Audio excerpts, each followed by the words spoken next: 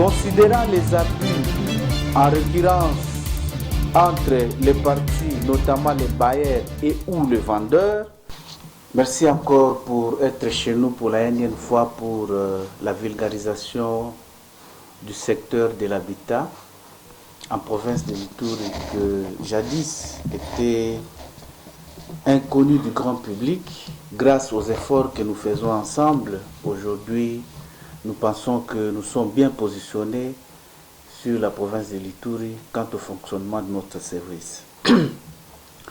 L'autre fois, nous avions parlé des locataires et des bailleurs. Aujourd'hui, nous allons parler sur le fonctionnement, l'organisation des agences immobilières, des agents immobiliers, des courtiers immobiliers, du syndicat des bailleurs, du syndicat des locataires en République démocratique du Congo.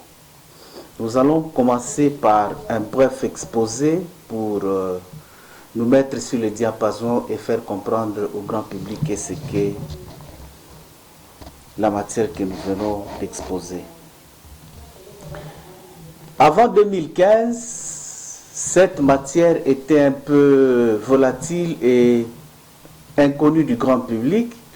Ce n'est qu'à partir du 31 décembre 2015 que le chef de l'État a promulgué la loi 15/025 sur les baux à loyer non professionnels en République démocratique du Congo. Et dans cette loi sur les baux à loyer non professionnels en République démocratique du Congo, nous avons plusieurs aspects. Ça balaye le baux à loyer. Les baux à loyer, c'est le bail à loyer au pluriel. Et dans les baux à loyer, nous avons les preneurs, qu'on appelle aussi locataires, et nous avons les bailleurs. Et vous voyez que ce sont des entités qui sont distinctes. Et maintenant, qui met en relation ces locataires et les bailleurs? C'est ce qu'on appelle les intermédiaires immobiliers. Ces intermédiaires immobiliers-là, il y a plusieurs catégories. Ils sont soit regroupés dans des agences immobilières, soit ils sont des agents immobiliers indépendants, soit ils sont des courtiers immobiliers indépendants, soit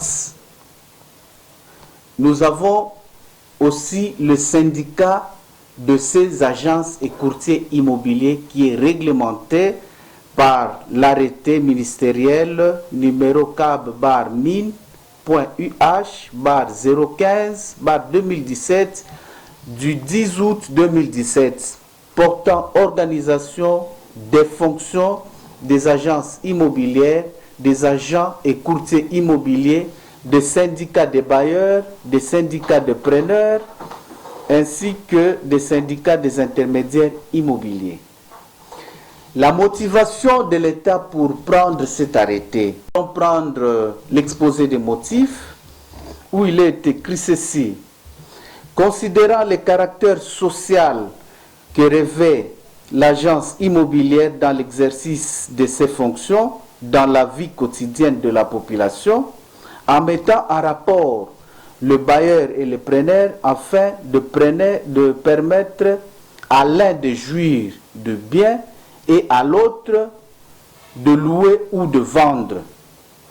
Considérant les abus en récurrence entre les parties, notamment les bailleurs et ou les vendeurs, et les preneurs et ou l'acheteur en cette matière immobilière. Alors, que dit cet arrêté numéro 015? À son article premier, il est dit ceci.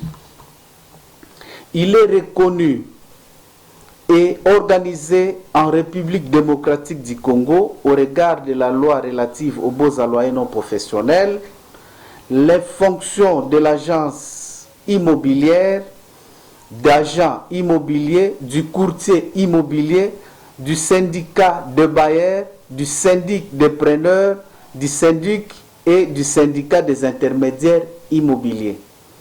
Nous allons très rapidement survoler la définition de ces gens. Vous verrez que leur rôle, c'est de mettre d'abord, ce sont des intermédiaires immobiliers qui mettent en relation les locataires et le bailleur, soit le vendeur et l'acheteur. La différence entre un agent immobilier et un courtier immobilier, c'est quoi? Un agent immobilier, c'est toute cette personne qui peut faire partie d'une agence immobilière qui travaille en mettant ensemble ces deux gens. Mais un courtier immobilier, c'est une personne qui est formée en la matière. Il a une formation dans le courtage en la matière. Donc, la différence, c'est que le courtier, c'est un professionnel et l'agent, c'est un amateur. Il est pris sur le tas et il travaille. Et l'agence immobilière, c'est cette société-là que parfois, avant que ça soit régulé, réglementé en 2015, qu'on appelait communément des commissionnaires. Une agence immobilière, ce n'est pas une association où 2-3 personnes se mettent et disent que nous allons faire le courtage ou la commission. La commission, c'est une autre chose, le courtage. La commission, c'est que c'est quelqu'un qui a peut-être sa marchandise à vendre à l'étranger et qui vous prend comme commissionnaire pour aller vendre pour son compte. Lui, il est le commettant. Le commissionnaire ne met pas en relation de vente ou d'achat ou de baux à loyer deux personnes. Non. Alors, cette agence immobilière, ce n'est pas une association. C'est une société que nous allons très loin voir à l'article 4 de l'arrêté. Non, à l'article 3. Sur toute l'étendue du territoire national, nul ne peut agir en qualité d'intermédiaire immobilier s'il n'est pas agréé par le ministère ayant les baux à loyer non professionnels dans ses attributions.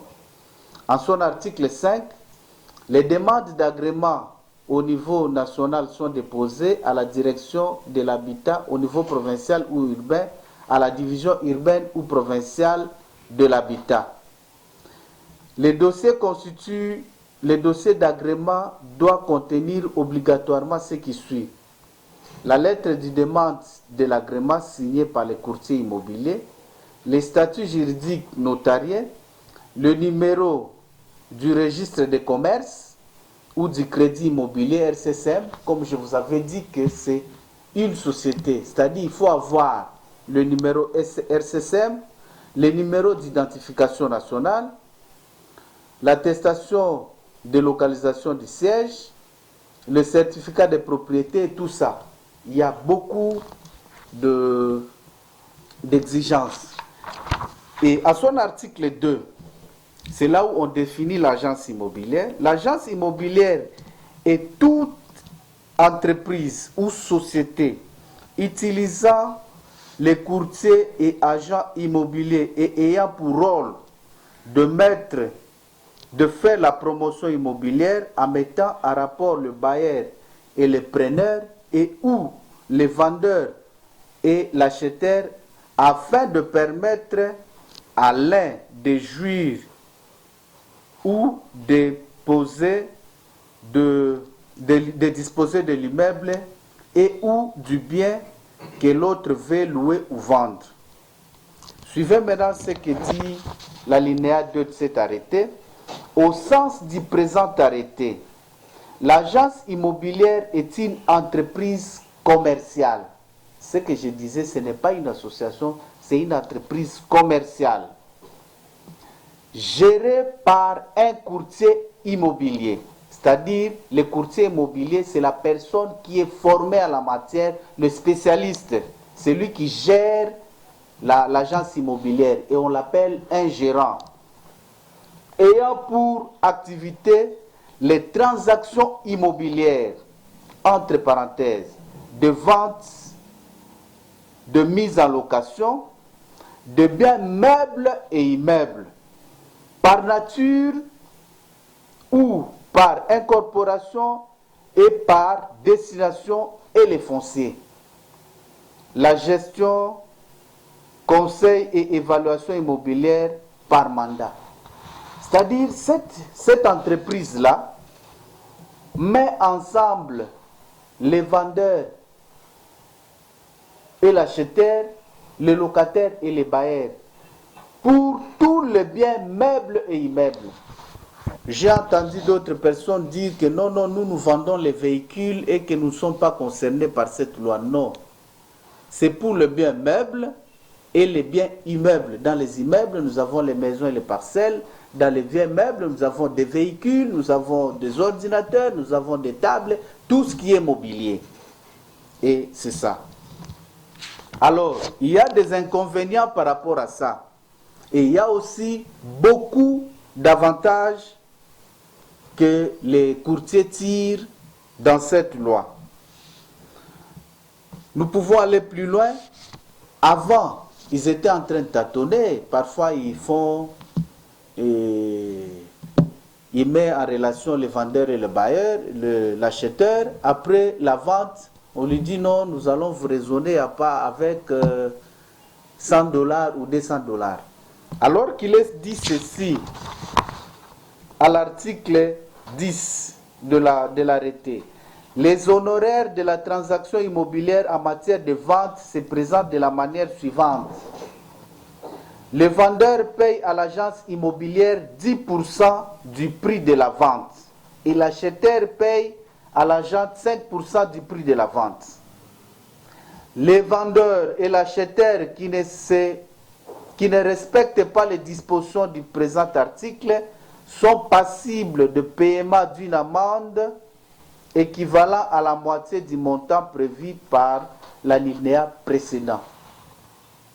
Là, nous voulons dire que quand il y a vente d'un immeuble et que la vente est conclue, le vendeur donne 10% au courtier ou à l'agent immobilier ou à l'agence immobilière et l'acheteur donne 5%.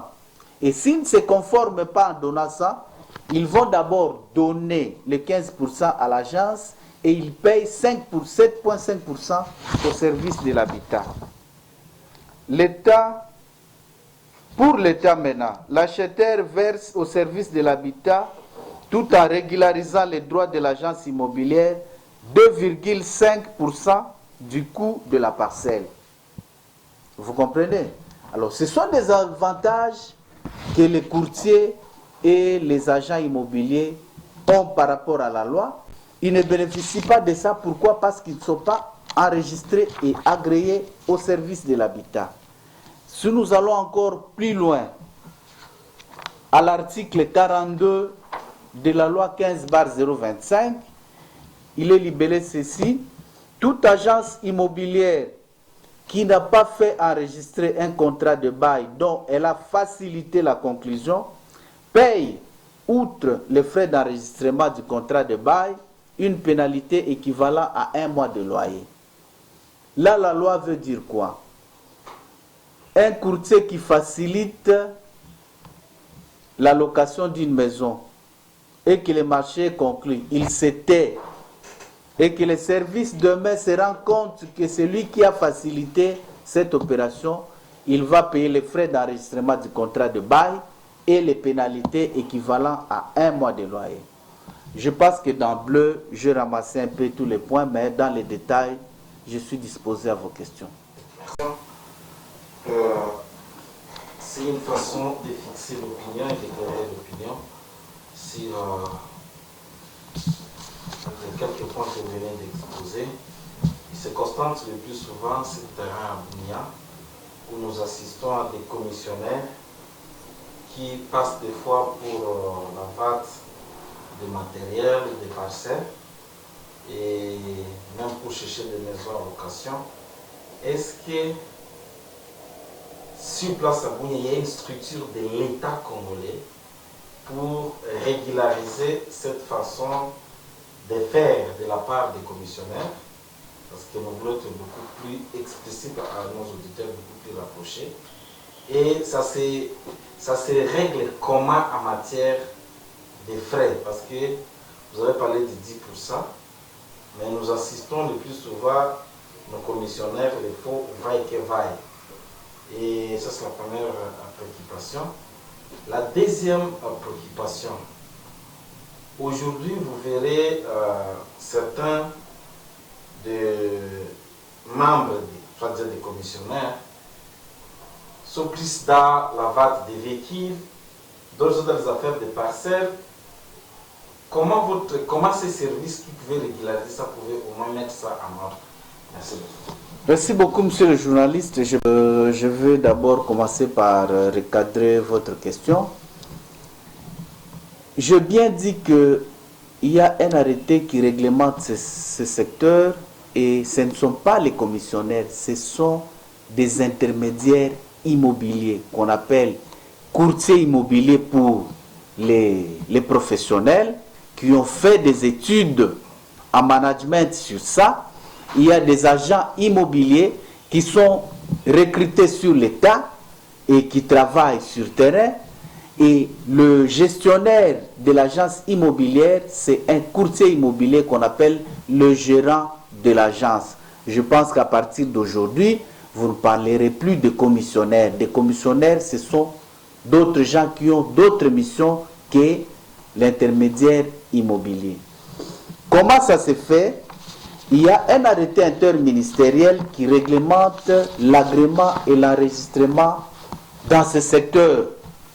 C'est l'arrêté interministériel numéro 0022 bar CAB bar Mineta bar UH bar 2021 et 151 du 26 novembre 2021 modifiant et complétant l'arrêté interministériel numéro 0011 et 067 portant fixation des taux, droits, taxes et redevances à percevoir à l'initiative du ministère de l'Urbanisme et Habitat, contresigné par le ministre Son Excellence Nicolas Kazadi de Finances et Son Excellence Pius Mwabi Lumbayo de l'Urbanisme et Habitat. Vous verrez que ça nous a donné les catégories pour l'enregistrement et les catégories pour l'agrément. Nous allons commencer pour que vous puissiez bien comprendre. Pour l'enregistrement, nous avons 4 catégories des agences immobilières. Nous avons des grandes agences immobilières qui sont représentées au niveau de province. Nous avons des moyennes agences qui sont représentées au niveau des villes. Nous avons des petites agences qui sont représentées au niveau des territoires et des très petites agences qui sont représentées au niveau des chefferies et au niveau de nos quartiers et avenues. Et pour l'enregistrement des grandes agences, c'est 500 $. Pour le moyenne agence, c'est 350 $. Pour le petite agence, c'est 250 $. Et les très petites agences, c'est 100 $. Maintenant, pour les indépendants qui sont au niveau des grandes agences, c'est 100 $. Ceux qui sont au niveau des moyennes agences, c'est 70 $. Ceux qui sont au niveau des petites agences et des très petites agences, c'est 50 $. Et maintenant, pour l'agrément.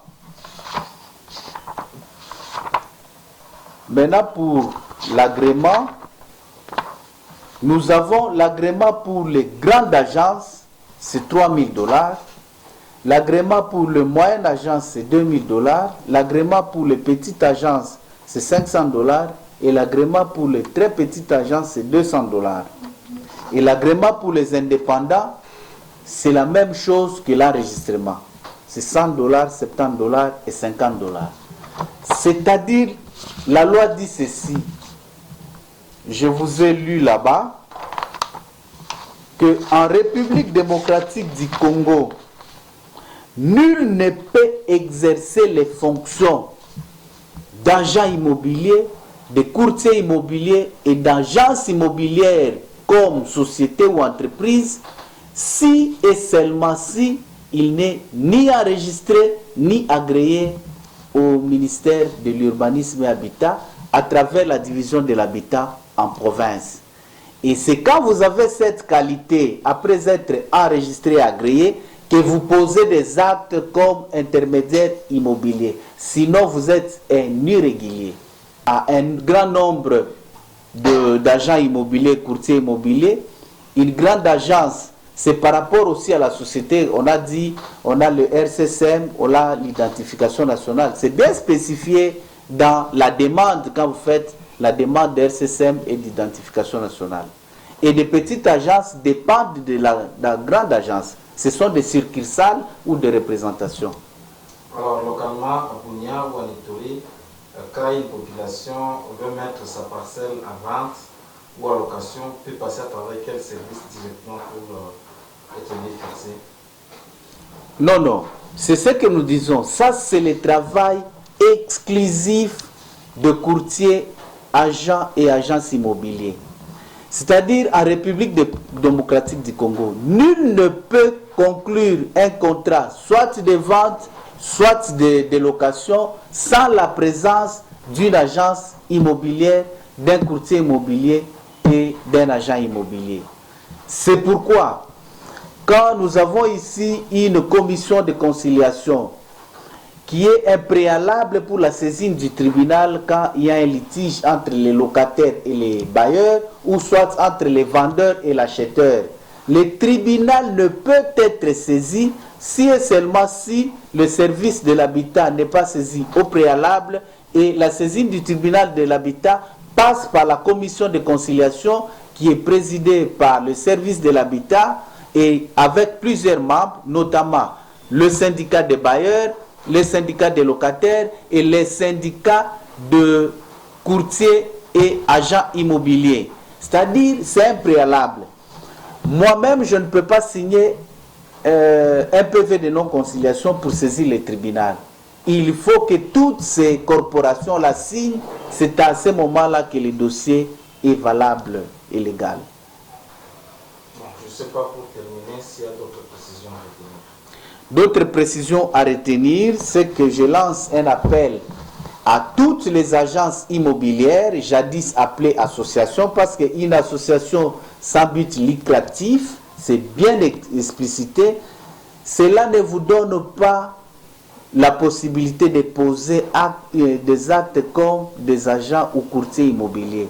Il faut être enregistré, agréé comme entreprise ou soit comme indépendant. Chacun peut venir prendre son agrément et son enregistrement comme courtier indépendant, ou soit vous venez en société comme agence immobilière et vous faites enregistrer et agréer. C'est à ce moment-là que vous allez poser des actes. Et les associations sans but lucratif qui existent là comme des agences immobilières doivent disparaître. C'est pourquoi je lance un appel à tous les courtiers immobiliers de passer à la division provinciale de l'habitat pour régulariser la situation afin qu'ils soient protégés. J'ai beaucoup de plaintes ici de courtiers et agents immobiliers. Ils font leur job parce que ils prennent ça comme une aventure. Non, c'est un travail comme tout autre. C'est une entreprise. Ils font leur travail. Parfois, ils ne se retrouvent pas parce qu'ils ne sont pas couverts par la loi. Et ils n'ont pas aussi un moyen d'aller revendiquer leurs droits parce qu'eux-mêmes d'abord sont des irréguliers. Donc, j'appelle à toutes ces corporations-là, jadis appelées associations, de venir se conformer à la loi. Sinon, la loi va s'appliquer dur à l'ex, c'est de l'ex. Merci.